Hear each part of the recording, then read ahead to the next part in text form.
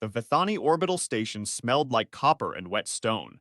I noticed it the moment the docking clamps locked and the pressure seals hissed open, that faint mineral tang cutting through the recycled air of the shuttle bay. It was the station's signature, something to do with the alloy they used in the hull plating, or so the briefing file said. 2 years of reading about this place, and I still wasn't prepared for how it felt to actually stand inside it. My name is Marin Valdis. My credentials said Junior Trade Attaché, Third Desk, assigned to the Terran Commercial Delegation. My actual work was intelligence, strategic assessment, network mapping, dependency analysis. I'd spent 22 months building a picture of the Vithani trade cartel from the inside of our own diplomatic apparatus, and now I was walking through the main concourse of their capital station, with a leather folio under my arm and a diplomatic lanyard around my neck, looking for all the world like the most forgettable member of an 8-person delegation.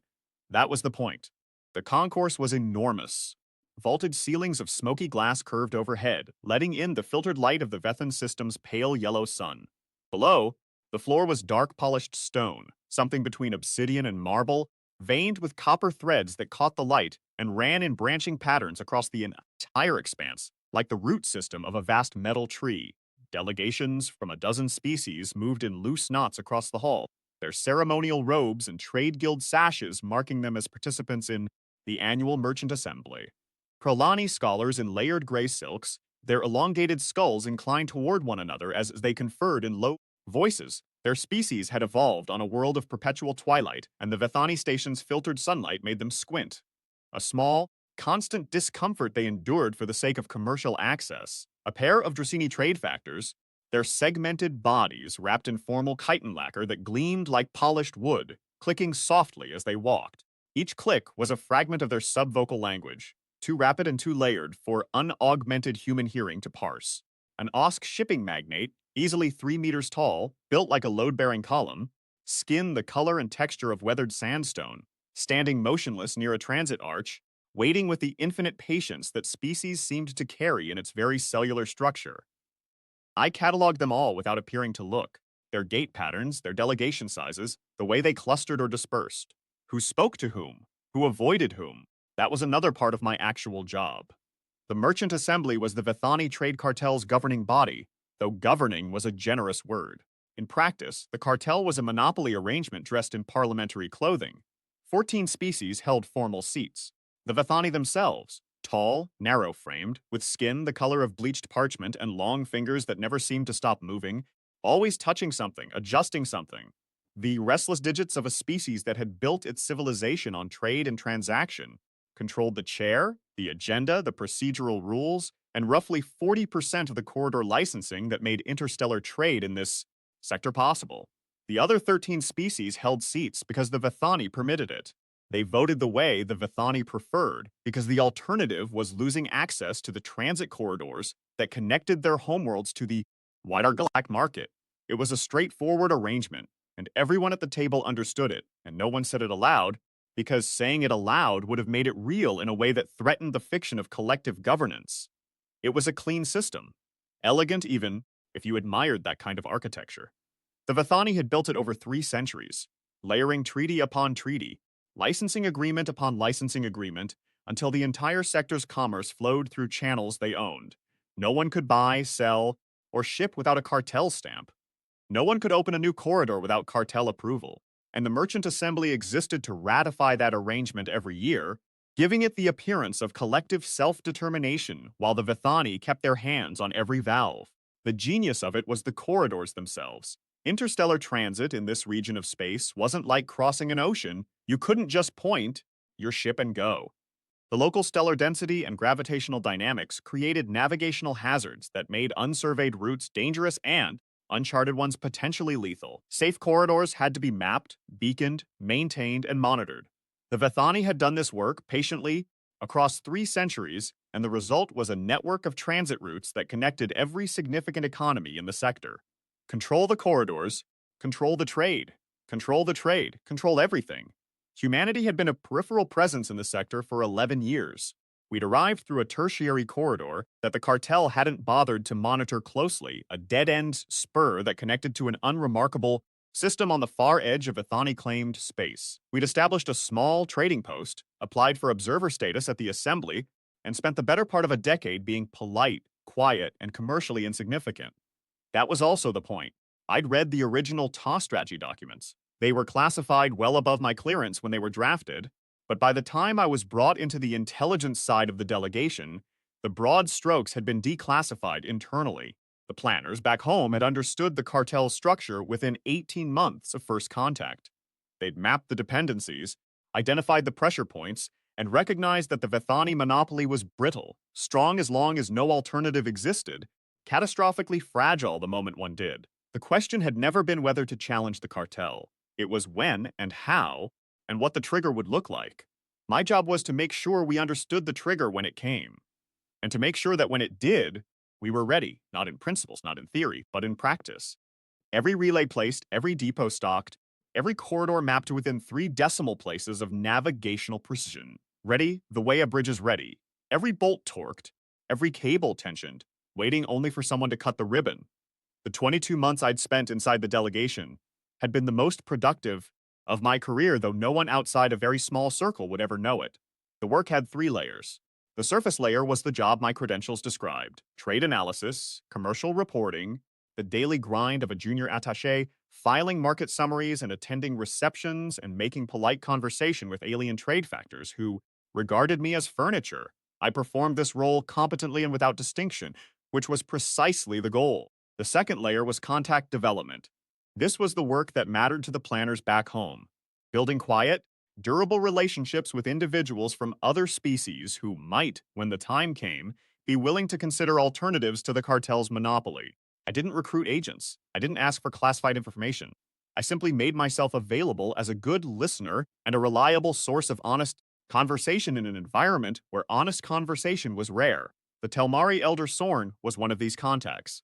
So was a Pralani junior counselor named Ethis, who had confided to me over a series of informal meals that the Pralani academic community resented the cartel's cargo inspections more than any other aspect of the trade relationship. Not because the inspections were onerous, but because the Vethani clerks who conducted them routinely scanned research data in transit and passed it to Vethani academic institutions. Intellectual theft dressed up as customs compliance. Ethis had been careful to frame this as personal observation rather than official complaint, and I had been careful to receive it in the same spirit. But the information went into my files, and my files went into the dependency analysis, and the dependency analysis informed the strategy. There was also a Drossini trade factor named Cheltressen, or something close to that. The Drossini naming system involved tonal clicks that the human vocal apparatus couldn't reproduce precisely. Cheltressen was a mid-level functionary in the Drossini Commercial Bureau, responsible for export route optimization. Over the course of 8 months and perhaps a dozen conversations, always in public spaces, always in the context of routine trade factor networking, Cheltressen had painted a picture of Drossini frustration with the cartel that was remarkably detailed. The licensing fees were manageable, Cheltressen said. The transit delays were annoying but predictable. What was intolerable was the lack of alternatives. "We are efficient," Cheltressen had told me, the chitin lacquer catching the light as the segmented torso tilted in the Drossini posture of emphasis. "We optimize. But you cannot optimize a system with one route. One route is not a system. It is a dependency." That word, dependency, appeared in my analysis more often than any other. It was the key to the entire structure. The cartel didn't hold its members through loyalty or shared values or mutual benefit. It held them through dependency. Remove the dependency, and the structure had nothing left to stand on.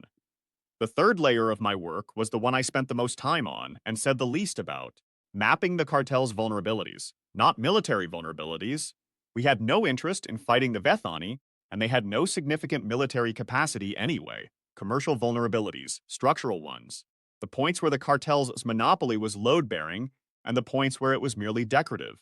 The places where a single alternative route would drain traffic from an entire corridor system, and the places where even 5 alternatives wouldn't make a difference because the cartel's infrastructure advantage was genuinely insurmountable. My maps showed that the insurmountable points were fewer than the Vethani believed, much fewer. The cartel's corridor network had been built for efficiency, not resilience.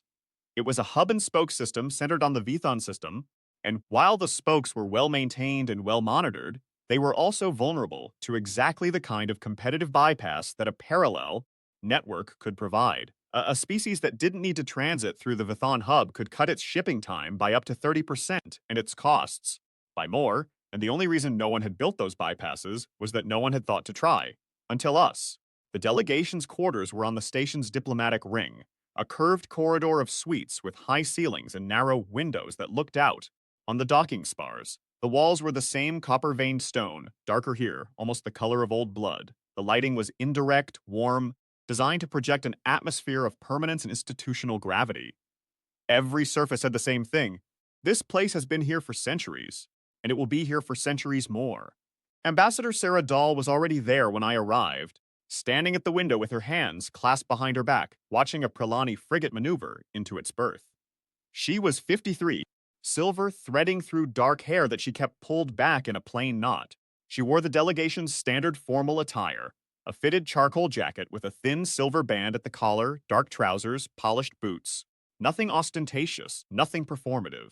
She looked like what she was, a career diplomat who had spent 30 years in rooms where the wrong word could start a war, and who had learned that the most powerful word in those rooms was often no word at all.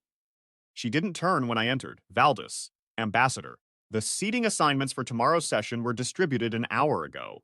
I set my folio down on the narrow desk near the door. I saw the preliminary list on the transit feed were in the third tier, same as last year, were not on the list. I stopped, let the sentence register, replayed it, clarify. She turned then. Her expression was neutral, the careful blankness that senior diplomats learn to, wear the way soldiers learn to wear armor. But her eyes were steady, and I knew her well enough by then to read the faint tension at the corners of her jaw, not anger, assessment. The Cartel Secretariat distributed the seating allocations for all 14 delegations and the 4 observer missions. The Terran commercial delegation is not listed in either category. Our seats have been removed from the chamber. I processed that for 3 seconds. Then I sat down in the chair beside the desk and folded my hands in my lap and let my breathing stay even. On what grounds? Procedural review. The formal language is that our observer status credentials are under administrative reassessment pending. Verification of compliance with Article 19 of the Merchant Assembly Charter. The reassessment has no stated timeline. Article 19. Trade volume thresholds. The clause that says observer delegations must demonstrate a minimum annual trade volume through cartel-licensed corridors to retain their standing. We exceed that threshold, we do, by a factor of 6. The Secretariat's position is that our reported figures require independent verification, and that until that verification is complete, our seating is suspended. I leaned back and looked at the ceiling. The copper-veined stone was up there too, darker in the diplomatic ring, running in long lines that reminded me of the circulation diagram in a medical textbook.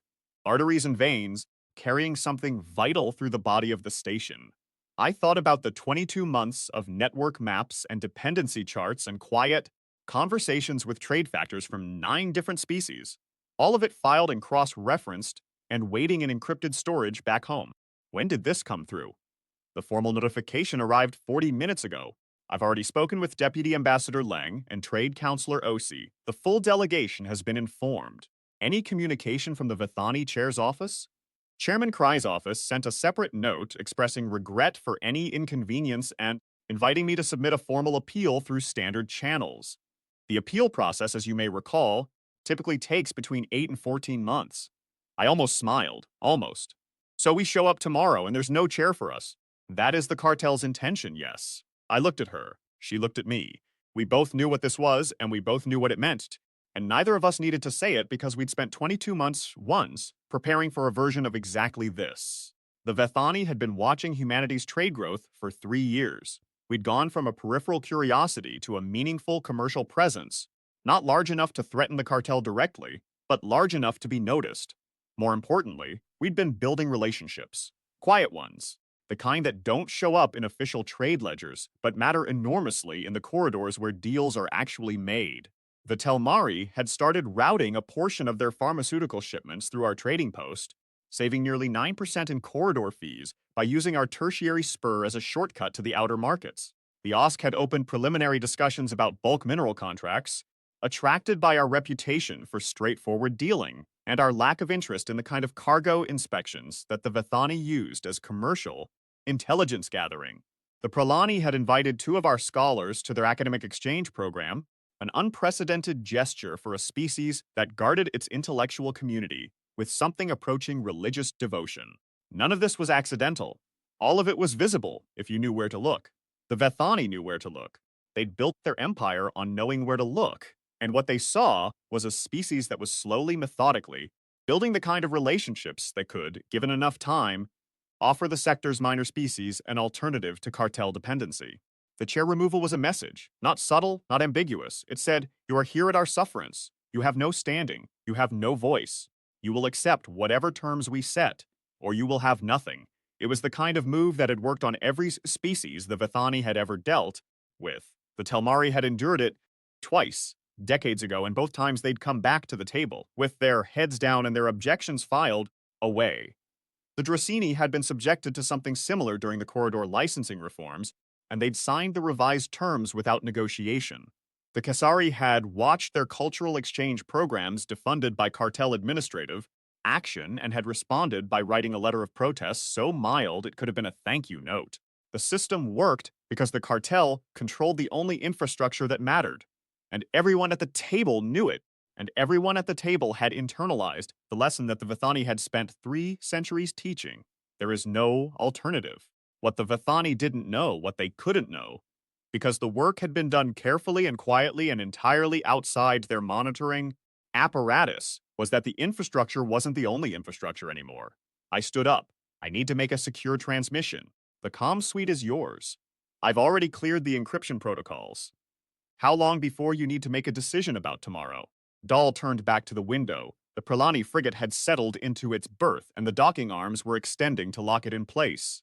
She watched the process with the same quiet attention she brought to everything, the same quality of presence that made junior diplomats nervous and senior ones respectful. "I made it 20 minutes ago," she said. I looked at her profile against the filtered sunlight. She was perfectly still.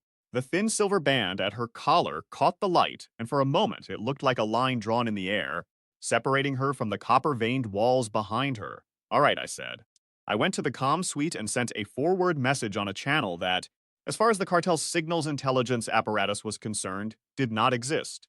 The channel used a quantum-entangled relay that we'd placed in an unmanned monitoring satellite 18 months earlier during a routine navigational survey that the cartel had approved without reading past the cover sheet.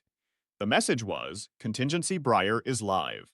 Then I encrypted the channel log, wiped the local cache, ran the standard verification to confirm the wipe was clean, and went to eat dinner with the rest of the delegation. We talked about the weather on Vethan Prime, and the quality of the station's artificial gravity and the interesting new art installation in the concourse atrium, a spiraling structure of copper wire and blown glass that a Vethani artist had apparently spent 4 years constructing. We discussed the glass-blowing technique. We debated whether the wire was structural or decorative. Not one word was said about chairs or seating or Article 19 or anything that mattered. That was also part of the job. The merchant assembly chamber was in the heart of the station, a vast semicircular hall with tiered seating that rose in concentric arcs from a central floor of dark polished stone. The architecture was pure Vethani, high ceilings of that same smoky glass, now arching into a broad dome that let in the full diffused light of the Vethan sun, copper-veined stone walls that seemed to absorb and redistribute the warmth, and holographic trade displays lining the walls at intervals, their cyan glow casting a cool institutional light across the tiers. The floor was polished to a mirror finish, dark stone reflecting the overhead light in soft pools that moved as clouds passed across the Vethan sky beyond the dome. There was a grandeur to it that I couldn't deny. The Vethani had built this chamber to project permanence, the weight of 3 centuries of commercial dominion, rendered in stone and glass and light. You were meant to walk in and feel small. You were meant to look at the tiers rising above you and understand that you were one voice among many and that the many had been here long before you and would be here long after. I'd been in the chamber twice before, both times as part of the observer delegation seated in the upper 3rd tier, the section reserved for non-voting missions, positioned just high enough to see everything, and just far enough away to make clear that seeing was all you were permitted to do. I'd sat in those sessions and taken my notes and watched the cartel's machinery operate and felt, each time, the particular discomfort of being inside a system that was designed to make you grateful for the privilege of being tolerated. When we arrived the next morning, the 3rd tier's far right section, the block of 8 seats that had been allocated to the Terran delegation for 4 consecutive sessions was empty, not occupied by someone else, not reassigned. Empty. The seats themselves had been physically removed. Where 8 chairs and a small desk had stood the day before, there was now a bare strip of polished stone, the bolt holes from the seat mounts still visible as faint circles in the floor. They hadn't even bothered to fill the holes. It was a detail that told me more than any diplomatic communique. Filling the holes would have suggested that the removal was permanent, a decision made and finalized. Leaving them open said something different. It said the holes are still here and the chairs can come back, but only when we decide and only on our terms. It was a leash, a visible one. The other delegations noticed. Of course they noticed. 14 species worth of diplomats, trade factors, guild representatives, and political advisors were filing into the chamber, and every one of them could see the gap in the third tier where the human delegation seats had been. I watched their reactions from the entrance corridor, standing slightly behind Ambassador Dahl as the delegation waited to enter. The Pralani delegation leader, a tall, stooped figure named Counselor Rethan, his elongated skull catching the dome light in a way that made the thin gray skin seem almost luminous, paused mid-step when he saw the empty strip. His long head turned fractionally toward his aide, and something passed between them in the Pralani gestural shorthand that I'd spent 6 months learning to read, a flattening of the fingers against the thigh, a slight lateral tilt of the skull, surprise, discomfort, a question that translated roughly as, did we know about this? The aide's response was a single slow blink, the Pralani equivalent of a headshake. No, they hadn't known. The Telmari, small, gray-furred, perpetually cautious in the way of a species that had learned caution the hard way, clustered tighter as they took their seats in the second tier. Their lead delegate, a gray-furred elder named Sorn, whose fur had gone white around the eyes and muzzle with age, glanced down at the empty section and then very deliberately looked away. The studied quality of that avoidance was its own kind of statement. I'd spoken with Sorn 3 times over the past year, always in informal settings, always about neutral topics that weren't entirely neutral. The pharmaceutical trade, supply chain efficiency, the rising cost of corridor licensing. He was afraid of the Vethani every Telmari diplomat was, with good historical reason, but he was more afraid of what the cartel's monopoly was doing to his people's economy. He'd told me, once, in a moment of unguarded candor over a shared meal in a station canteen far from the diplomatic ring, that the Telmari pharmaceutical industry was being slowly strangled by cartel licensing fees. His exact words, translated from the Telmari, "They are charging us to breathe, Valdis. And every year the price goes up, and every year we pay it. Because what is the alternative? Suffocation?" I'd recorded that conversation in my private notes. Not for intelligence purposes. The sentiment was already well documented in our assessments. I'd recorded it because it was the truest thing anyone had said to me in 22 months on this assignment. The OSC delegation entered their characteristic single file, 5 massive figures moving with surprising grace, their broad sandstone faces impassive, their enormous hands hanging loose at their sides. The OSC were the sector's primary mineral extractors, and their relationship with the cartel was the most economically significant in the assembly. They produced the raw materials that half the sector's industries depended on, and the cartel's corridors were the only way to get those materials to market. They took their seats in the first tier without visible reaction to the empty section above. But I noticed that their lead delegate, a scarred veteran named Thresh, from decades in mining operations, not combat, though with the OSC the distinction was academic, kept his eyes forward with a rigidity that suggested conscious effort. Thresh was not a diplomat by training or temperament. He was a mining cooperative director who had been pressed into assembly service because the OSC believed that the person who understood the product should be the person who negotiated its terms. I respected him for that, and I suspected that the feeling was mutual, though neither of us had ever said so directly. The Dracini clicked into their section with mechanical precision, their chitin-lacquered bodies catching the cyan light from the holographic displays. The Yathrans settled their robes, heavy embroidered garments that swept the stone floor as they moved, and activated their personal translation devices, small units mounted behind their auditory ridges that hummed faintly as the chamber's acoustic system came online. The Kasari, the Molenthi, the Varun. One by one, the chamber filled with the accumulated diplomatic weight of 14 civilizations, and the gap in the third tier sat there like a wound in the architecture, visible to everyone, acknowledged by no one. Chairman Osselkrai entered last, as protocol demanded. He was tall even by Vethani standards, nearly 2 meters, with the species' characteristic narrow frame, long articulated fingers, and skin so pale it was almost translucent in the dome light. His robes were darker than those of his aides, a deep charcoal threaded with copper wire in patterns that I recognized as denoting his rank and lineage. His eyes were amber, lidless, and they swept the chamber with the practiced assurance of someone who owned not just the room but the station it sat in and the corridors that connected that station to every economy in the sector. He took his seat at the central podium, an elevated platform of dark stone that put him a full meter above the first tier, and activated the session glyph on the holographic display beside him. A pulse of cyan light rippled across the chamber's wall displays, running from left to right like a wave, and the murmur of conversation died. The 47th session of the Merchant Assembly is convened, Cree said. His voice was thin and precise, the Vithani vocal register pitched higher than most species found comfortable, a reedy quality that the chamber's acoustic system couldn't entirely smooth out. All seated delegations are recognized. The Secretariat has distributed the session agenda. We will proceed. All seated delegations. I was standing in the entrance corridor with the rest of the human delegation.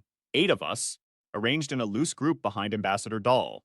We were dressed in our standard formal attire, charcoal jackets, silver collar bands, polished boots.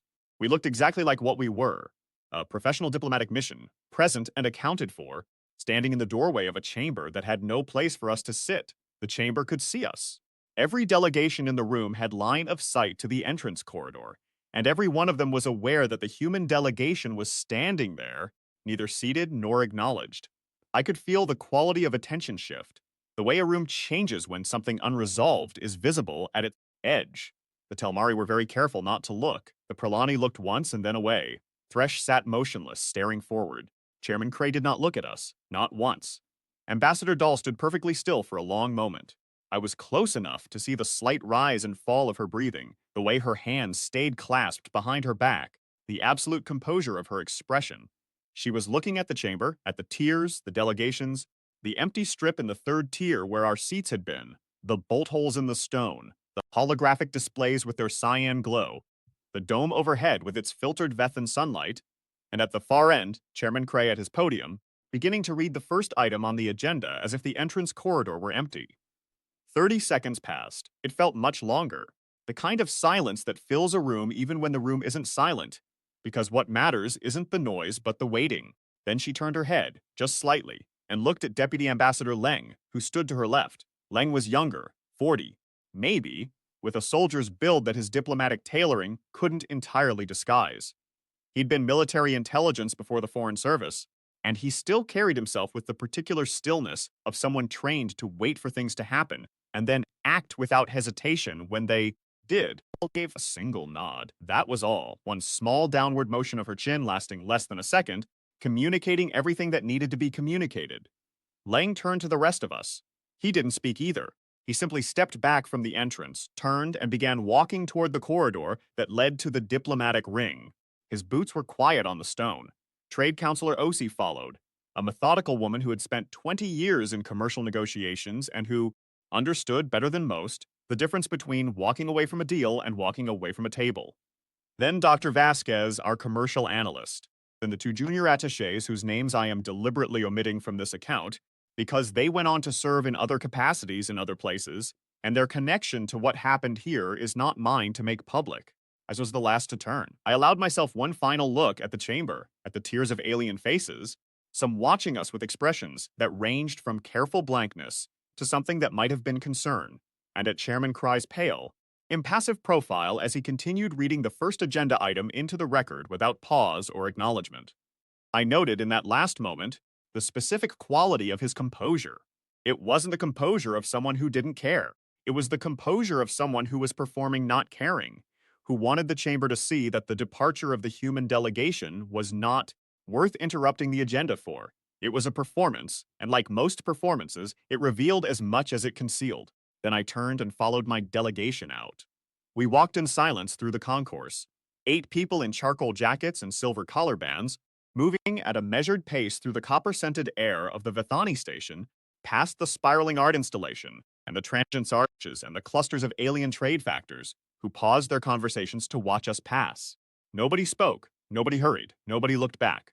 We reached the diplomatic ring. We entered our quarters. Ambassador Dahl stood at the window again. looking out at the docking spars, and said the first words any of us had spoken since we'd stood at the chamber entrance. Begin departure protocols. I want us off this station within 2 hours. That was it, no explanation, no discussion, no speech about principles or dignity or the rights of sovereign species.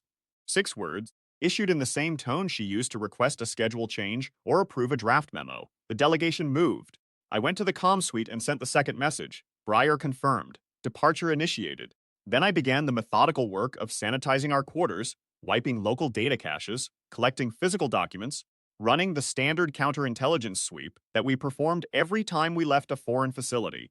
It was routine work, mechanical, and it gave my hands something to do while my mind ran through the implications of what had just happened and what was about to happen next. The Vithani had made their move. They'd removed our chairs, denied our standing, and expected us to do one of two things: protest, which would have put us in the position of supplicants, begging for the privilege of sitting in a room where we had no vote and no authority, or quietly accept the humiliation and wait for the review process to run its 14-month course, during which our commercial operations would be frozen, our relationships with other species would cool under cartel pressure, and our growing presence in the sector would be systematically dismantled.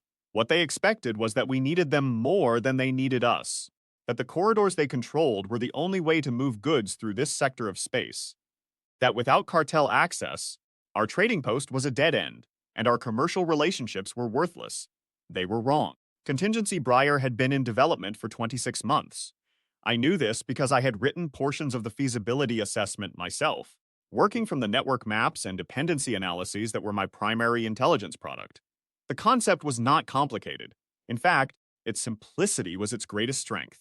Build an alternative, not a single corridor, not a bypass route, but a complete parallel infrastructure, transit points, navigation beacons, relay stations, fuel depots, and commercial clearinghouses that connected the sector's major economies without passing through a single Vithani licensed channel. The engineering was real. Our survey teams had identified viable corridor routes through regions of space that the Vithani had dismissed as commercially unviable, too far from established lanes, too close to unstable stellar phenomena, too expensive to develop. What the Vethani hadn't accounted for was that too expensive was a relative term. What is prohibitive for a species focused on quarterly profit margins is merely ambitious for one thinking in decades. The construction had been done quietly. Small ships, unmarked, operating under commercial survey licenses that the cartel's regulatory apparatus had, approved without scrutiny, because the applications described geological sampling and stellar cartography, activities so relentlessly boring that the Vithani clerks who processed them barely read past the first page. Behind those licenses, our engineering corps had placed navigation beacons in 41 systems, established fuel depots at 9 transit points, and built 3 full-service commercial clearinghouses on asteroids that no one else wanted, in systems that no one else valued, connected by routes that no one else had bothered to map. 26 months of work, thousands of personnel, billions in investment, all of it invisible to the cartel's monitoring apparatus, because the cartel's monitoring apparatus was designed to watch its own corridors, and we weren't building on their corridors. We were building around them. The network wasn't complete. It wasn't as fast as the cartel's routes, and it didn't cover the entire sector, but it covered enough. It connected the Telmari homeworld to the OSC mining operations. It linked the Prelani academic stations to the broader galactic market. It offered the Drossini an alternative route for their manufactured goods. It gave the Kesari a path to the outer systems that didn't require a Vethani transit stamp or a Vethani cargo inspection. And it did all of this for free. No licensing fees, no transit stamps, no cargo manifests filed with clerks who shared your commercial data with your competitors. Open access maintained by our engineering corps, available to any registered vessel. All it needed was a reason to go live, a justification, something that would make the activation look like a response rather than a provocation. The Vithani had just provided one. Our shuttle undocked from the station at 13:47 local time, less than 90 minutes after we'd walked out of the assembly chamber. As we pulled away from the docking spar, I looked through the viewport at the station's massive silhouette against the pale Vethan sun. It was an impressive structure. A series of concentric rings connected by spoke corridors, the whole thing rotating slowly to generate the artificial gravity that made its stone floors feel solid underfoot. 3 centuries of accumulated power, rendered in metal and glass and copper-veined stone. I watched it shrink in the viewport and thought about the bolt holes in the 3rd tier. 8 small circles in the polished floor, left open deliberately, a message that read, "Your place here exists at our discretion." I turned away and opened my encrypted terminal. The first reports from the Briar network came in within 6 hours of my transmission. Navigation beacons active across all 41 systems. Fuel depots online at 7 of 9 transit points, the remaining 2 coming up within the day. Clearinghouse operations initiated at all 3 asteroid stations. Automated trade routing protocols broadcasting on open commercial frequencies, offering tariff-free transit to any registered vessel willing to use the routes. The broadcasts were polite, professional, unremarkable. They sounded like what they were, a commercial service announcing its availability. There was no mention of the cartel, no reference to the assembly, no hint of defiance or confrontation, just coordinates, schedules, and the flat statement that transit was free and open. I compiled the reports into a summary and passed it to Ambassador Dahl, who read it without comment and forwarded it to the delegation's secure channel for distribution to the relevant desks back home. The next morning, the first non-human ship transited through a Briar corridor. It was Telmari, a mid-sized pharmaceutical transport, registry number TL4471, carrying a cargo of synthesized antibiotics from the Telmari homeworld to a buyer in the outer systems. Under normal circumstances, that shipment would have traveled through 2 cartel-licensed corridors, paying transit fees at each junction, submitting to cargo inspection at the Vethani way station, and filing a complete manifest that the Vethani clerks would review and, according to patterns my analysis had documented, share selectively with Vethani pharmaceutical firms interested in the Telmari market. TL4471 transited through the Briar network in 19 hours, paid nothing, filed nothing, and delivered its cargo ahead of schedule. I learned about it from a signals intercept, not of the Telmari, but of the Vethani. The cartel's corridor monitoring system had flagged the anomaly. A registered Telmari vessel that should have appeared at way station checkpoints and didn't. The flag generated an automated query to the Telmari delegation's commercial office, which responded, after a delay that I suspect was entirely deliberate, that the vessel in question had utilized alternative routing for operational efficiency. Alternative routing. 2 words that the Vethani had never heard before in this context, because until now there had been no alternative to route through. I imagine the Vethani clerk who received that response stared at the screen for quite a while before forwarding it up the chain. Over the next 72 hours, I monitored the situation from our ship as we transited back toward Terran space. The intelligence feeds told a story that unfolded with the slow inevitability of water finding its level. Day 2, 3 more Telmari vessels transited through the Briar network. 2 pharmaceutical transports and a passenger liner. The passenger liner was significant. It meant the Telmari weren't just testing the route for cargo, they were committing to it for civilian traffic. Families, students, ordinary people who had no interest in trade politics, but who noticed when their transit costs dropped and their travel time shortened. Day 3, the first OSC vessel appeared in the network, a bulk mineral hauler, enormous. The OSC built their ships the way they built themselves, solid and oversized, carrying a load of processed ore from the mining operations to the outer system foundries. The hauler transited through the Briar corridor connecting the OSC extraction zones to the outer markets, bypassing the cartel's primary commercial lane entirely. Day 4, the cartel secretariat issued a formal statement expressing concern about unregulated transit activity in the sector and reminding all assembly member species that corridor licensing exists to ensure safety, standardization, and fair commercial practice.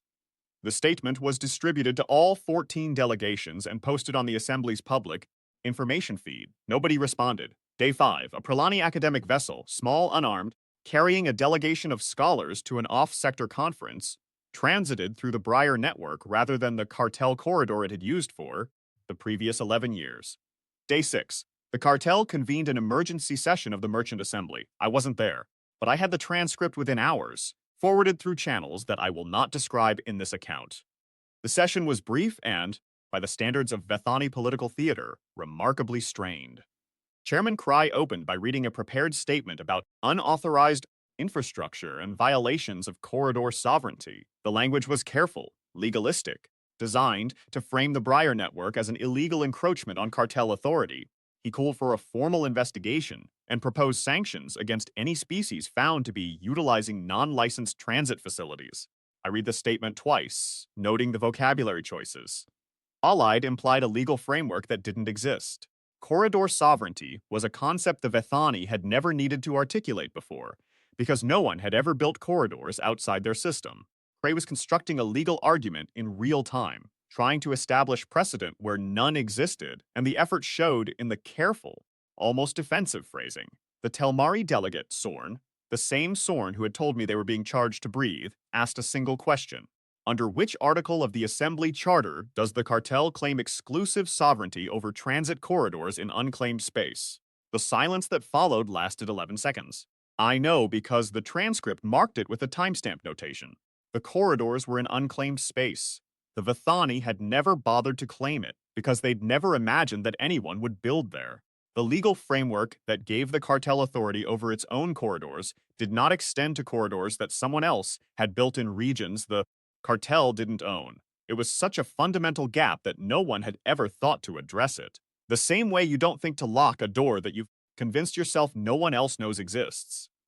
Cray's response was that the matter would be referred to the Secretariat's legal division for clarification. His voice, as rendered in the transcript's tonal notation, was level, unmodulated, the Vethani equivalent of speaking through clenched teeth. Thresh said nothing during the entire session. His silence was noted in the transcript's margin notes as atypical. Thresh was known for his interventions on commercial matters, particularly anything affecting mineral transport costs or extraction quotas. His willingness to sit through an entire emergency session without speaking was, in the context of OSC cultural norms, the equivalent of a formal rebuke. The OSC don't waste words. When they have nothing to say in support of a proposition, they express that judgment through the weight of their silence. The Pralani counselor Rethan made a single intervention near the end of the session. He asked whether the proposed investigation would include an examination of the circumstances under which the Terran delegation's seating had been suspended to ensure a complete and balanced understanding of the chain of events. The question was phrased with exquisite Pralani precision, managing to sound both perfectly reasonable and quietly devastating. Cray responded that the two matters were unrelated. Rethan inclined his elongated skull in the Pralani gesture of acknowledgement that could also, depending on the angle, be read as polite disagreement. The session adjourned without a vote. The proposed sanctions were not formally introduced. The legal referral went to a committee that, as far as I have been able to determine, never convened. I compiled my assessment that evening and flagged the key indicator. The cartel had expected to deal with a bilateral problem, humanity defying, cartel authority, and had instead discovered a multilateral one. The Briar network wasn't a human corridor. It was an open-access infrastructure available to any species that chose to use it. Sanctioning its users meant sanctioning the cartel's own member species, which meant sanctioning the revenue that those species contributed to the cartel's operating budget. The trap was already closing, and the Vethani were only beginning to see the shape of it. Over the following weeks, I settled into the routine of monitoring from a distance. My official posting had shifted. I was no longer a junior trade attaché to the Terran commercial delegation because the Terran commercial delegation to the Vethani trade cartel no longer existed. Formally, our diplomatic presence in Vethani space had been suspended pending resolution of the Article 9 review, which was our way of saying that we had no intention of returning to a table where our chair had been removed. In practice, I was reassigned to the analytical division back home, where my network maps and dependency charts became the foundation for a running strategic assessment of the cartel's structural integrity. The assessment was updated daily. The trajectory was consistent. Week 1, 11 vessels from 3 species transited through the Briar network. Total cartel corridor traffic decreased by 4%. Week 2, 29 vessels from 5 species. Cartel traffic down 7%. The Drosini, who had been conspicuously absent from the early adoption, routed their first shipment through the network, a consignment of precision instruments bound for the Pralani academic stations. The Drosini were a cautious species, methodical in their decision-making, and their entry into the network was not a casual experiment. They had calculated. Week 3. The cartel reduced corridor licensing fees by 15% across all categories. The official explanation was market adjustment. The actual reason was visible in the revenue projections. The shortfall from decreased traffic had begun to affect the cartel's operating budget, and the Vethani were trying to make their corridors competitive with a network that charged nothing. It wasn't enough. The Briar network's advantage wasn't just cost, it was freedom. No inspections, no licensing delays, no cargo manifests submitted to Vethani clerks who could, and routinely did, share commercial intelligence with Vithani trading firms. For species that had spent decades watching their proprietary trade data flow through cartel channels and into the hands of Vithani competitors, the opportunity to ship without surveillance was worth more than any fee reduction the cartel could offer. Week 4. The Kesari formally requested observer status at the Briar Network's clearinghouse operations. This was significant because the Kesari had been among the cartel's most reliable supporters for over a century, a species that had built its diplomatic identity around institutional loyalty and procedural compliance. Their request wasn't a defection, not yet, but it was a hedge. They were preparing for a future in which the cartel might not exist, and they wanted a seat, an observer seat, at minimum, at whatever replaced it. The irony was not lost on me. I wrote the assessment memo on the Kesari request. The concluding paragraph read, "The cartel's monopoly was sustainable as long as no alternative existed. The existence of the alternative has changed the fundamental calculus for every member species. Each species is now performing the same cost-benefit analysis, the political cost of remaining loyal to a declining monopoly versus the commercial benefit of accessing an open network. As the network matures and more species join, the cost of loyalty increases and the benefit of defection grows. This dynamic is self-reinforcing, and in our assessment, irreversible." I sent that memo up the chain and went to eat dinner. It was the most important analytical product I generated during the entire operation, and I composed it in 40 minutes while drinking tepid coffee from a ceramic mug. Month 2. The cartel convened 3 more emergency sessions. I had transcripts of all of them. The first session was an attempt at collective pressure. Chairman Cray proposed a unity declaration affirming the member species' commitment to the cartel corridor system as the sector's primary and preferred commercial infrastructure. The declaration was carefully worded. I recognized the hand of the cartel's senior legal counsel in the phrasing of a Vithani named Asif Tran, who had drafted most of the cartel's foundational documents, and who was known for his ability to make coercion sound like consensus. The declaration called on all member species to reaffirm their commitment to the regulatory and commercial frameworks that have sustained sector prosperity for 3 centuries, and to voluntarily restrict utilization of unregulated transit alternatives pending completion of the Joint Commission's review. Voluntarily restrict. The phrase did heavy lifting. It acknowledged implicitly that the cartel had no legal mechanism to compel species to stop using the Briar network, so it was asking them to do so out of institutional loyalty. It was a remarkable admission of weakness, dressed up in the language of collective responsibility. The vote was 11 in favor, 2 abstentions, 1 absent. The Telmari and the Osk abstained. The Pralani were absent. Their delegate had sent a note citing scheduling difficulties, which everyone understood was a polite fiction. Rethan didn't have scheduling difficulties. He had an opinion about the declaration, and he expressed it by not being in the room. 11 in favor sounded strong, but the cartel's decisions required unanimous consent on matters classified as structural, a rule the Vithani had insisted on decades ago when they'd been confident that unanimity would always align with their interests. It was a rule designed to protect the Vithani from being outvoted by a coalition of smaller species. Now it was protecting smaller species from being steamrolled by the Vithani. The Unity Declaration was classified as structural. 2 abstentions killed it. I noted in my assessment that the 11 affirmative votes were themselves misleading. Several of the species that had voted in favor, the Kesari, the Helith, possibly the Varun, had done so under pressure and were already privately exploring the Briar network. Voting for a unity declaration cost nothing. Actually restricting your shipping routes cost a great deal. The gap between the two was the gap that would eventually swallow the cartel whole. The second session was more direct. Cray introduced a proposal to impose tariffs on any goods that had transited through non-cartel infrastructure before entering cartel-licensed corridors. The tariff was set at 25%, punitive enough to make the Briar network economically unviable for any species that still needed to use cartel corridors for any portion of its trade. This was a better conceived strategy than the Unity Declaration. It targeted the hybrid users, the species that were routing some shipments through the Briar network while maintaining their core trade through cartel corridors. The tariff would force a choice, all cartel or all Briar. The Vithani were betting that most species couldn't survive without some cartel access and would therefore abandon the Briar routes to avoid the penalty. It might have worked 3 months earlier, but by now, the Briar network had grown enough that several species could plausibly exit the cartel system entirely, And the species most affected by the tariff proposal was also the species with the most leverage in the assembly. Thresh broke his silence with a single statement that ended the discussion.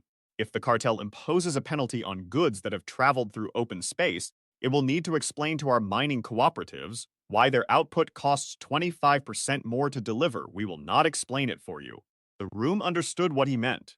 The OSC Mining Cooperative supplied raw materials to manufacturing operations across the sector, including several Vithani industrial firms. A 25% tariff on OSC minerals would cascade through the supply chain, raising costs for every species that depended on OSC output, which was, in one way or another, every species at the table, including the Vithani. The tariff was tabled. Cray's voice, as the transcript noted, remained level and unmodulated throughout. I had begun to recognize that tonal descriptor as the sound of a chairman running out of options. The third session was the one that mattered. Cray read a long, formal statement acknowledging evolving commercial dynamics and proposing a joint commission on transit infrastructure. The statement was the longest formal address Cray had delivered in the assembly, nearly 40 minutes, reviewing the history of the cartel's contributions to sector stability, the value of standardized commerce, the risks of fragmented and uncoordinated transit networks. It was, I realized as I read the transcript, an elegy. Cray was eulogizing the system he had spent his career maintaining, while simultaneously trying to save it. Buried in the seventh paragraph was the key. The Commission would invite the Terran commercial delegation to participate as a consultative partner. Invite us back. I read the transcript 3 times. Then I wrote my assessment. The cartel was beginning to negotiate from weakness. They weren't offering us our seats back. They were offering us a seat on a committee, which was a lesser concession wrapped in diplomatic language, designed to look like magnanimity. But the fact that they were offering anything at all meant they had recognized that the problem couldn't be solved without us. Ambassador Dahl's response, communicated through back channels, was 4 words. We have no delegation. Month 3. The defections accelerated. The Telmari formally withdrew from the Merchant Assembly. A full public withdrawal, communicated through a diplomatic note distributed to every species in the sector simultaneously. The note was 3 pages long, formally structured, and written in the Telmari diplomatic register that reserved its strongest language for its quietest phrasing. It cited irreconcilable differences regarding the principles of free commercial transit and expressed the Telmari government's appreciation for the long-standing partnership, while making clear that the partnership was over. I read the note with professional interest and personal satisfaction. The phrase irreconcilable differences had a specific weight in Telmari diplomatic usage. It meant the decision was final and would not be revisited. The Telmari were not leaving the door open. They were walking through it and locking it behind them. Sorn, I thought, the elder who'd said they were being charged to breathe. He'd been part of the drafting committee for that note. I was certain of it, though I had no proof and didn't need any. The cadence of the language was his. The Telmari were a small species with a modest economy. In isolation, their departure was manageable. But they were the first, and in institutional politics, the first departure is the one that matters, not because of what it removes, but because of what it permits. Every other species watching the assembly now knew that withdrawal was possible, that the sky didn't fall when someone left, and that the cartel's retaliatory capacity was limited by its own declining leverage. The Drosini followed within 2 weeks. Their departure was quieter, a formal notification delivered through standard channels, without the Telmari's public broadcast. But the Drosini were a manufacturing economy, and their goods moved in volume. Their exit from the cartel corridor system represented a significant and immediate loss of transit fees. I estimated, based on the trade flow data in my models, that the Drosini withdrawal alone reduced the cartel's corridor revenue by approximately 8%. Chel Tresson, the Drosini trade factor I'd spoken with for 8 months, had been right. You cannot optimize a system with one route, but now there were 2 routes, and the Drosini were optimizing. The OSC didn't formally withdraw. They did something more damaging. They stayed in the assembly, but began routing most of their mineral shipments through the Briar network. When challenged, Thresh cited the Assembly Charter's guarantee of commercial discretion, a provision the Vithani had written decades ago, when it was meaningless because they controlled all the routes. Now it meant everything. The Prelani reduced their participation to observer status, an irony that I appreciated. The Kasari followed the OSC model. By the end of month 3, cartel corridor traffic had declined by 31%. 2-way stations were mothballed. Their operational costs couldn't be justified against the diminished traffic. Monitoring systems in 3 sectors went to automated operation, which meant no personnel on site, which meant degraded response times, which made the cartel corridors marginally less safe, which gave species one more reason to use the Briar network instead. It was a feedback loop, and it was accelerating. Month 4. Chairman Cray sent a personal communication to Ambassador Dahl. I saw the message because routing it through our diplomatic channels was part of my responsibility. It was longer than the formal assembly statements, more personal in tone, though still guarded by the institutional caution that a lifetime in Vethani politics had made second nature. Cray wrote about the valued contributions of the human delegation to the Assembly's commercial deliberations. He acknowledged that the decision to suspend the Terran delegation's seating had been premature and the result of an excess of administrative caution. He proposed a direct bilateral discussion to restore full diplomatic relations and invited Dahl to name the venue. He used the word regret twice. The first time was standard, the diplomatic boilerplate of institutional acknowledgement. The second time was different. It came near the end of the message, in a paragraph that read less like a chairman's formal correspondence and more like something written late at night by a man watching the architecture of his life's work develop cracks he didn't know how to repair. I regret that our nations have arrived at this impasse, Cray wrote. The assembly functions best when all voices are present. All voices, including the one he'd silenced. Dahl read the message in my presence. She was standing at her desk in the Foreign Service building back home, a different window now, looking out on a courtyard of gray stone and bare trees. Winter had come while the cartel was falling apart. The light was thin, pale, nothing like the filtered Vethan sunlight that poured through the station's smoky glass. She read it once, set the datapad down, and looked at me. Draft a response, she said. What would you like it to say? Nothing. Draft a formal acknowledgement of receipt. Standard language. The Office of Ambassador Dahl acknowledges receipt of Chairman Kreiskammer's communication and will give it due consideration. Nothing more. No timeline? No timeline. I drafted it. It took less than a minute. Dahl reviewed it, approved it with a single nod. The same economy of gesture she'd used in the assembly entrance, and it was transmitted. Standard diplomatic acknowledgement.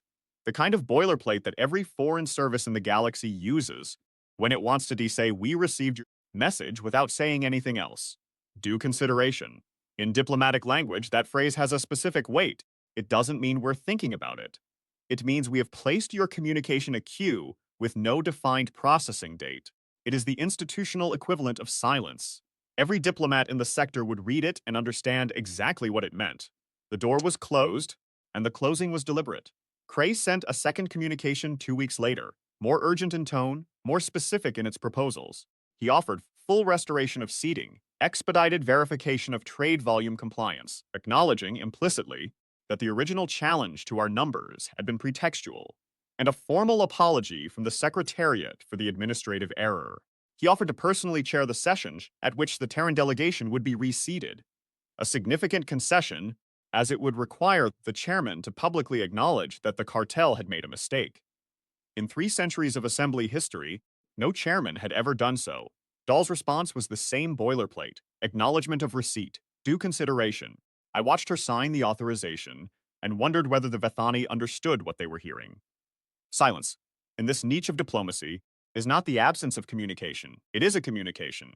Every unanswered overture, every formal boilerplate returned in place of substantive engagement, was a message as clear as any words could have been. We are not angry. We are not punishing you. We have simply moved on. A third communication arrived a week after that. Cray's language had shifted again, less formal, more direct, stripped of the institutional hedging that characterized his earlier messages. He wrote about shared interests and mutual benefit, and the importance of inclusive governance.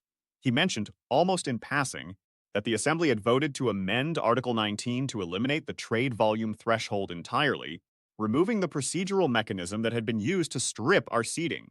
The vote, he noted, had been unanimous. Even the species that had supported the original suspension had now voted to erase the rule that enabled it. They'd changed the rule, retroactively, as if changing the tool you used to break something could undo the breaking.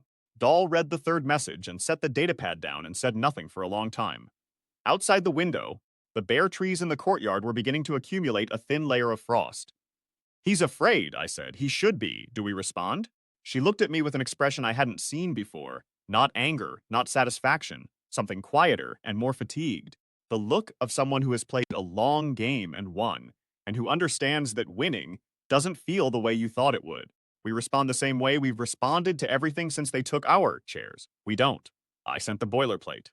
Month 5. The Varun withdrew. The Malenthi followed.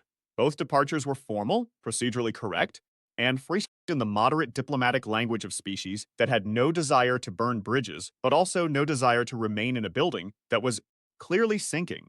The assembly was down to 9 members from 14, and 3 of those 9, the OSC, the Kesari, and a trade consortium called the Helith, were routing more than half their commerce through the Briar network while maintaining nominal membership. Corridor traffic had declined by 53%. Revenue was down proportionally, and the cartel had begun drawing on reserve funds to maintain its infrastructure. The cost projections showed the reserves lasting another 8 to 14 months, depending on the rate of continued decline. The rate was not slowing. If anything, each departure accelerated the next, as the cartel's diminished membership reduced the political cost of leaving, and the network's growing maturity reduced the commercial risk. The Briar network, the open corridor as it was increasingly called, was growing beyond us. The OSC deployed additional fuel depots along the mineral hauling routes, massive structures built to their species' characteristic over-engineered standards. The Telmari built a pharmaceutical clearinghouse at a junction point, staffed it with their own customs officials, and began offering quality certification services that other species quickly adopted. The Pralani shared navigational charting data that improved route efficiency by 11% and established an academic relay that gave researchers across the network real-time access to their scholarly databases. It was becoming a commons, not a human network, but a shared infrastructure, maintained collectively, governed by practical necessity. We'd built the skeleton, the body was growing itself, and the species that contributed to it had a stake in its survival that went beyond commercial. Convenience, they had invested time, resources, and institutional credibility. They owned it in every sense that mattered. Month 6. The cartel's final attempt.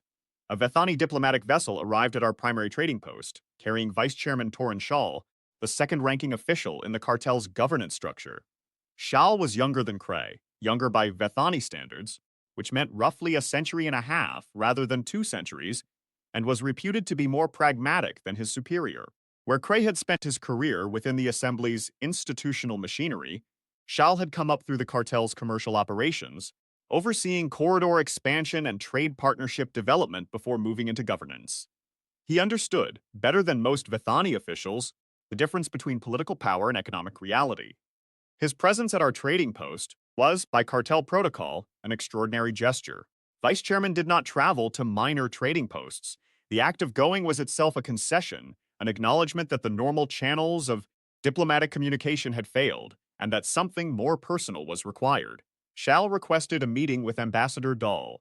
The request was routed through our diplomatic office, processed according to standard procedure, and, on Dahl's instruction, granted. A meeting was scheduled for the following day in the trading post's conference facility. I spent the evening before the meeting reviewing Shal's profile.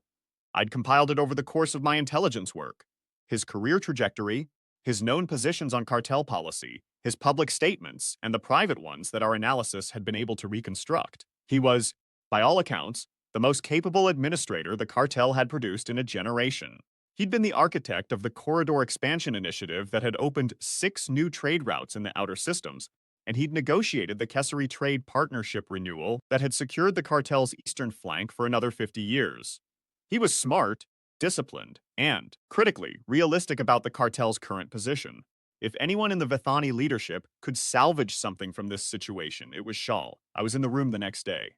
Junior trade attaché, third desk, taking notes.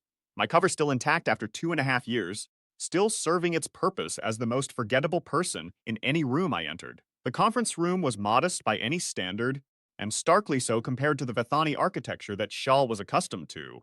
A rectangular table of plain composite, 8 chairs with standard cushioning, neutral overhead lighting, a window that looked out on the docking platform where Shal's diplomatic vessel sat gleaming under the station lights, no holographic displays, no copper-veined stone, no tiered seating or domed glass ceilings, just a table and chairs and 2 delegations facing each other at eye level.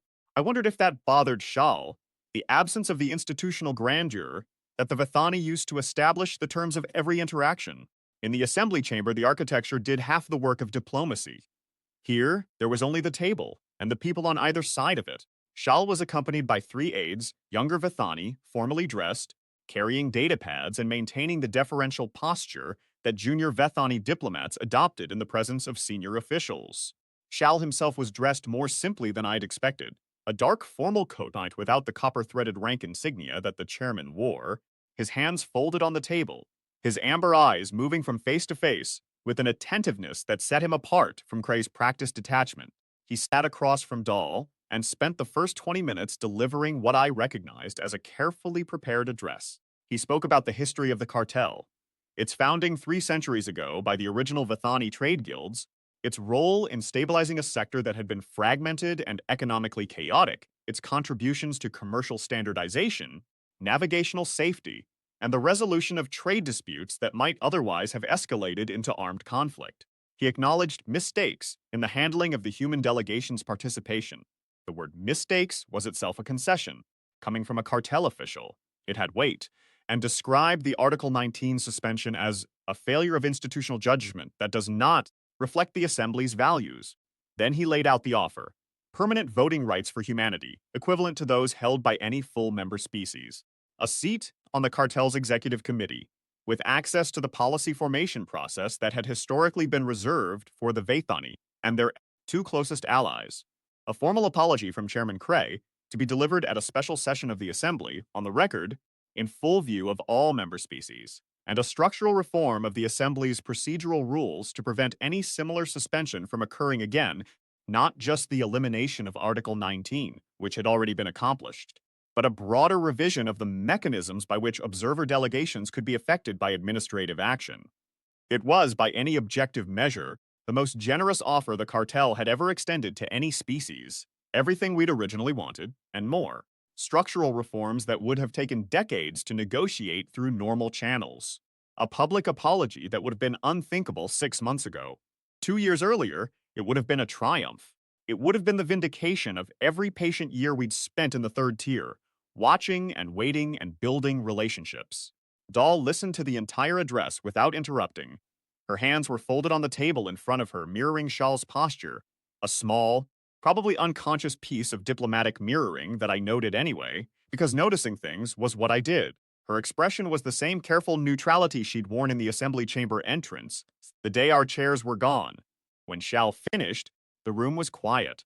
I could hear the faint hum of the station's environmental systems, the distant clank of docking mechanisms from the platform outside. "Thank you, Vice Chairman," Dahl said. Shal inclined his head. His amber eyes watched her with an intensity that was qualitatively different from Cray's.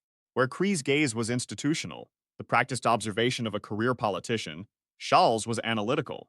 He was trying to read her. He was trying to understand what she wanted, so he could offer it.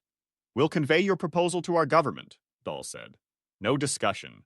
No counter-proposal. No request for clarification. No expression of interest. No opening for negotiation. 6 words, delivered in a tone that gave away nothing and invited nothing. Shal sat very still for a moment. I watched his hands on the table, those long Vithani fingers, held motionless with visible effort. He had come a long way. He had brought the best offer his government could make. And he was hearing, in Dahl's 6 words, the same thing that Cray had been hearing for months. Nothing. "Ambassador, I must ask directly," Shal said. His voice was quieter now, stripped of the formal cadence of his prepared address. "Is there a proposal that your government would accept?" Dahl looked at him for 3 seconds. I counted. "We have no delegation to the Merchant Assembly," she said. "We have no plans to establish one." The room was silent. Shal's aides glanced at each other, a quick, involuntary exchange that betrayed the composure they were trying to maintain. Shal's fingers curled slowly against the tabletop, the pale skin whitening over the knuckle joints. It was the most emotion I'd ever seen a Vethani official display in a formal setting. Not anger, something closer to the physical manifestation of a man understanding for the first time that a problem he'd been sent to solve did not have a solution. "Then what was the purpose of agreeing to this meeting?" he asked. Dahl stood. The rest of our delegation stood with her. I closed my folio and tucked it under my arm. "Courtesy," she said. We walked out. Again, no words. Again, measured pace, charcoal jackets, silver collar bands. Through the corridor, past the docking platform where the Vethani vessel sat gleaming, back to our quarters. Nobody spoke. Nobody needed to. I spent the rest of that evening in my quarters, writing my assessment of the meeting. I noted Shal's demeanor, his offer, Dahl's response, and the likelihood that the cartel would make further diplomatic attempts. My conclusion was that this had been the cartel's final substantive overture. They had sent their most capable negotiator with their most generous offer, and the offer had been received with a single word: courtesy. There was nothing left to escalate to. No higher official, no better terms, no more dramatic gesture. The cartel had played its last card. Vice Chairman Shaw and his delegation departed the trading post 6 hours later. As far as I know, it was the last time a senior cartel official visited a human facility. Month 8, I was reassigned. The cartel wasn't dead yet. Institutions that old rarely die cleanly. They contract, they diminish, they shed functions and members and relevance until what's left is a shell occupied by the people who built it and can't bring themselves to leave. But the trajectory was clear. The Athran, the last of the old guard non-Vithani, formally withdrew in month 7. Their departure was accompanied by a statement so brief it barely qualified as diplomatic correspondence. 3 sentences, no explanation, no expressions of regret. After a century of loyal membership, the Yathrin simply left. The remaining members were the Vethani themselves, and 4 species so deeply integrated into Vethani economic structures that the cost of departure still exceeded the cost of staying. For now, the open corridor, the name the Briar Network had earned from the species that used it, served 17 species and was governed by a loose cooperative structure that held quarterly coordination sessions in rotating venues. The sessions were practical, focused, and remarkably efficient, a marked contrast to the Assembly's elaborate procedural theater. Decisions were made by simple majority on operational matters and by 2/3 vote on structural changes. The Vithani were not invited to participate, and no one proposed that they should be. It wasn't ours anymore. It belonged to everyone who used it. Our engineering corps still maintained the original skeleton infrastructure: the 41 beacons, the 9 fuel depots, the 3 clearinghouses, but even these were being supplemented, and in some cases replaced by facilities that other species had built. The network was developing its own identity, its own culture, its own institutional memory. It would outlast the cartel, and it might outlast us. That was the point. I was proud of that.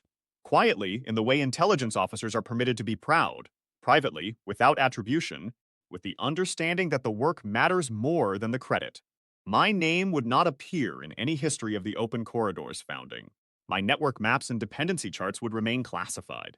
The conversations I'd had with Sorn and Ethis and Cheltresson and a dozen others, conversations that had shaped my understanding of the cartel's vulnerabilities, and, through my analysis, shaped the strategy that exploited them, would be recorded nowhere. That was acceptable. More than acceptable.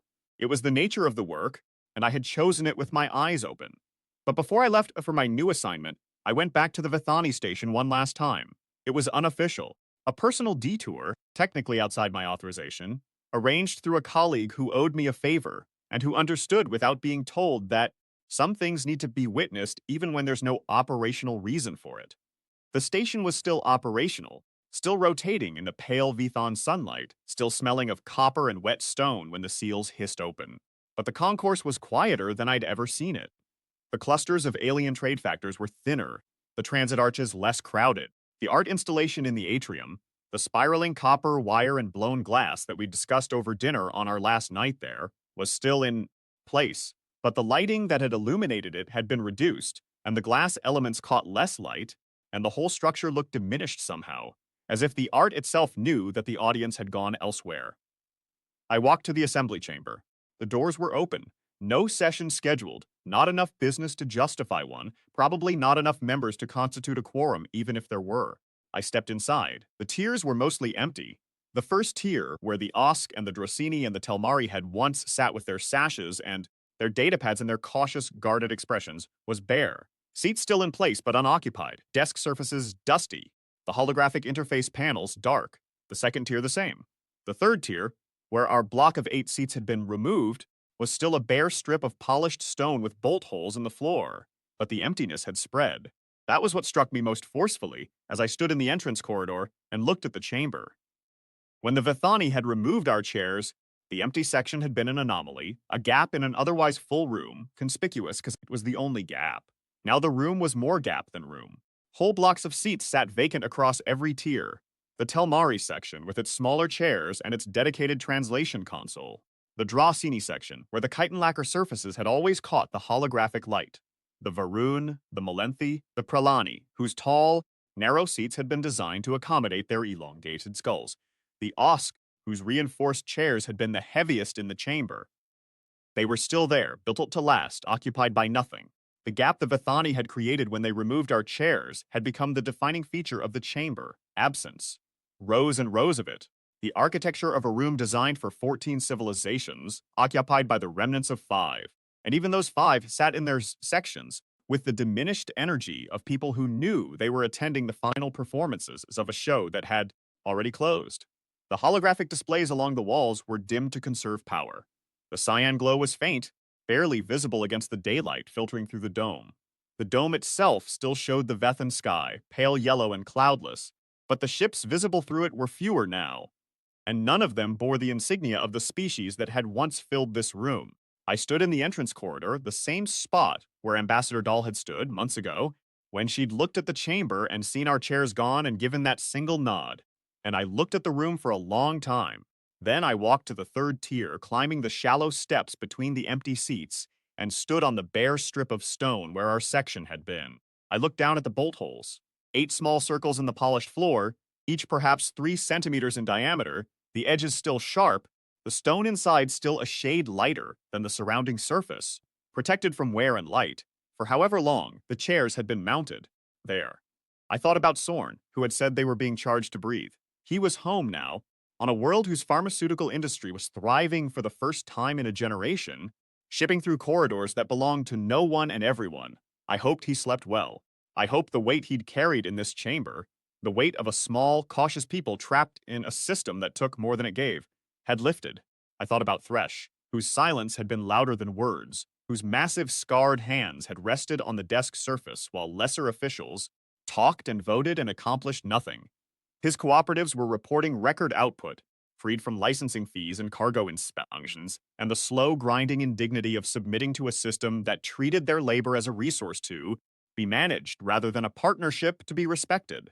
I thought about Counselor Rethan, who had paused mid-step when he saw our empty section, whose slight lateral tilt of the skull had communicated more than a formal objection ever could, and whose scholars now traveled freely through a network they helped maintain and improve. I thought about Cheltressen, clicking softly in that public concourse, telling me with Drossini directness that one route is not a system but a dependency. They were optimizing now. On their terms, I thought about Ambassador Dahl, standing at that window in the diplomatic ring with her hands clasped behind her back, the filtered Vethan sunlight on her face, making a decision in 20 minutes that would take the cartel 8 months to understand. The same woman who had later stood at a different window, in a different building, on a different world, in winter, and received Kurth's message, and set it down and said nothing for a long time before, telling me to send the boilerplate again.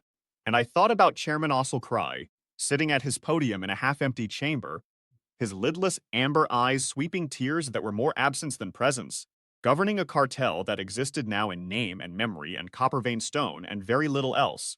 One empty chair. That was what they'd taken. One delegation seating, 8 chairs bolted to the third tier, removed overnight by maintenance workers who probably didn't know or care about the politics behind the work order, a procedural maneuver, a show of institutional power, the kind of thing that powerful bodies do to smaller ones because they can, because they've always done it, because it has always worked before, and there is no reason, in the institutional mind, to believe it won't work again. I knelt and touched the stone where the nearest bolt hole was, cool under my fingers, smooth. The copper veins caught the faint light from the dome and ran away in branching lines across the floor, connecting to other veins, other lines, the root system of an architecture built to last forever and maintain itself through the loyalty of the species that used it. The loyalty was gone. The architecture remained. I stood up, walked out of the chamber, descended the steps through the empty tiers, and left the station for the last time. The shuttle pulled away from the docking spar, and the Vethani station shrank in the viewport. Its concentric rings, its spoke corridors, its smoky glass ceilings, until it was just another shape against the pale yellow sun. I watched it for longer than I needed to. Then I turned away and opened my folio. There was work to do. There was always work to do. The cartel's last formal session was held 11 months after they removed our chairs. 5 delegations present, all Vithani allied. Chairman Cray presided. 3 procedural items, 40 minutes. The transcript's final notation read, "Next session date to be determined." As far as I know, it never was. The station is still there. I checked recently. A habit I haven't quite broken even now, years later, with other assignments behind me and other sectors mapped and other assessments filed. The station orbits the Vethan sun, rotates slowly, maintains life support. The Vethani use it as a regional administrative center now, processing permits and managing the diminished corridor traffic that still flows through their remaining routes. The assembly chamber has been repurposed as a records archive. The bolt holes in the third tier are still there. Nobody filled them. I think about that sometimes. The idea that somewhere in a quiet room on a slowly rotating station in a pale yellow star system, there are 8 small circles in a stone floor that mark the place where someone made a choice that cost them everything. One empty chair. That's what they took, and this is what it cost.